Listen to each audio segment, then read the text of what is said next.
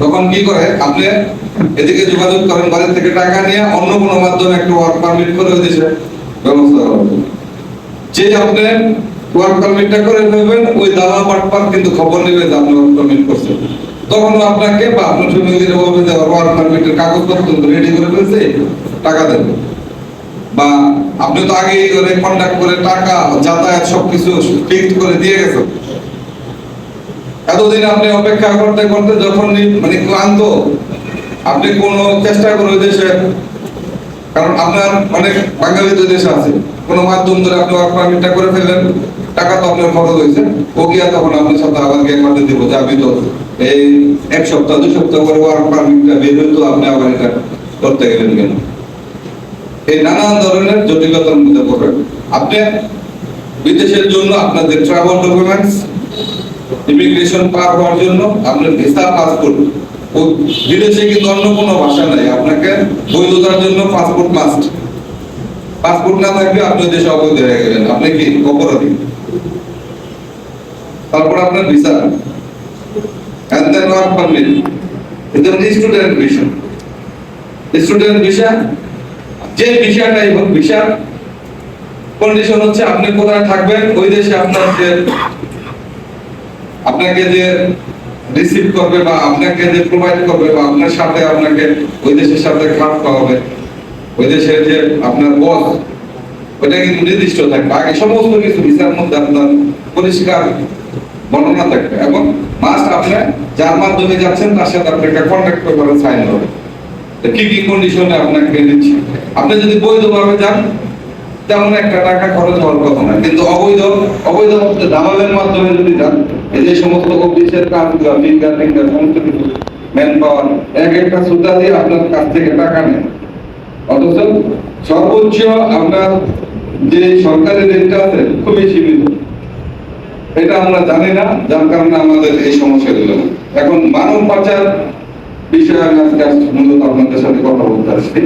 আইন রিলেটেড শব্দ, human trafficking, দুর্বল হয়।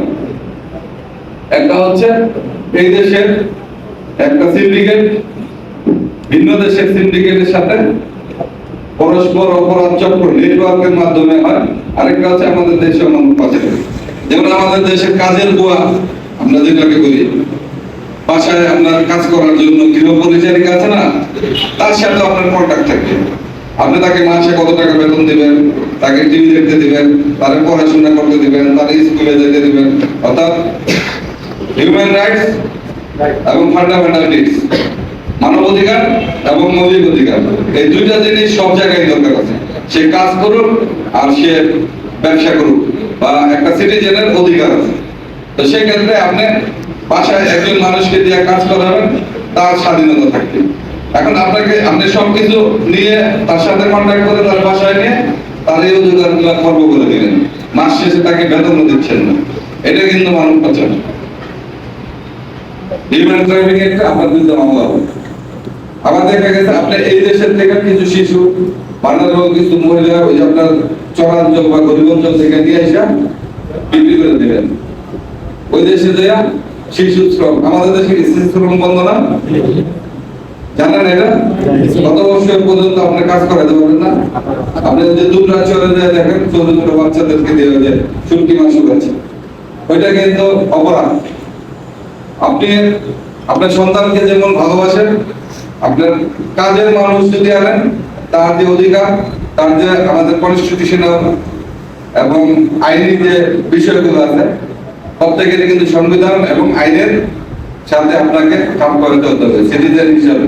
যেমন আপনি কিছু অধিকার রাখেন এবং আপনার কাছ থেকে সিটিজেন হিসাবে রাষ্ট্র কিছু আশা করে। এই সমস্ত বিষয়গুলো মূলত বিদেশ যাওয়ার থাকলে আপনি পাচার হচ্ছেন কিনা এটা আপনাকে খেয়াল রাখতে হবে। প্রথমে যে আপনার সাথে কন্ট্যাক্ট করবেন, সেটা যদি বাইরের কোনো এজেন্সি হয়, সেই এজেন্সি আমাদের রাষ্ট্রীয় ম্যান পাওয়ার বা বিভিন্ন অফিসের সাথে তাদের কানেক্টিভিটি করতে হবে। আপনার মোদিজি সহ গুলশান পনেরোটা হাজার হাজার অফিসগুলো বসে আছেন, এই মানুষকে বিদেশ সুন্দর সুন্দর এত সুন্দর প্লেন, আপনার বিভিন্ন ভাষা থাকা, হজ সহ বিভিন্ন বিদেশে নেওয়ার জন্য তারা অফিস খুলে বসে থাকে। আপনার 50 জন মানুষের থেকে যদি 5 লাখ করে টাকা নেয়, ওর জীবনে কি আর ওই অফিসে থাকা দরকার আছে?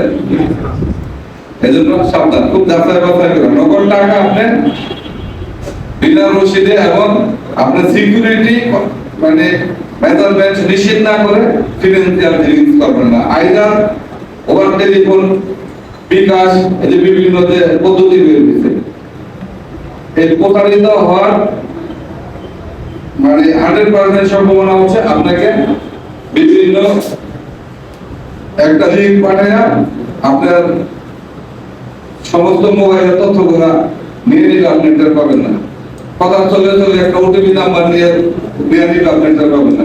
আপনার অ্যাকাউন্ট, আপনার মোবাইলের বিকাশের জমানো সমস্ত টাকা পয়সা কেড়ে নিয়ে যাবে। এগুলা থেকে আপনাদের সাবধান থাকতে হবে। কারণ আপনার দেখা গেছে একসাথে বসে বসে অ্যান্ড্রয়েড ফোনটা দেখে দেখতে আপনার সাথে বসে আছে, অথবা যারা বিশেষ করে বিকাশের এজেন্সি বা বিভিন্ন দোকানে টাকা আপনার এক জায়গা থেকে আরেক জায়গায় ট্রান্সফার করে, ওখানে যাই ভিড়ের মধ্যে জায়গা কি করবে, মাঝখানে ঢুকে আপনি ব্যস্ত, ওখানে গিয়ে করবে আমি পাঠাই দিচ্ছি। ওখান থেকে আপনার সমস্ত মোবাইলের সব নিয়ে নিয়ে পরে একটা আপনার টোটাল মোবাইলটা হ্যাক করে, এই আজকে আমাদের ময়মনসিংহের যে আছে আপনার সিভিল সার্জন, তার মোবাইলে হ্যাক করে দিচ্ছে। এটার পদ্ধতি আছে, যেমন আপনাকে ফোন দেওয়া হবে যে আপনার ভাই, আপনার আত্মীয় স্বজন অ্যাক্সিডেন্ট করে হাসপাতালে আছে, টাকা পাঠান, ঠিক আছে? তখন ওইটা কাইটে দিয়ে আপনি আমার ফোন করে দেখেন যে ওই নাম্বারটা যদি আপনার পরিচিত, যেমন ওসির নাম্বার দিয়ে আপনাকে ফোন করতে হবে।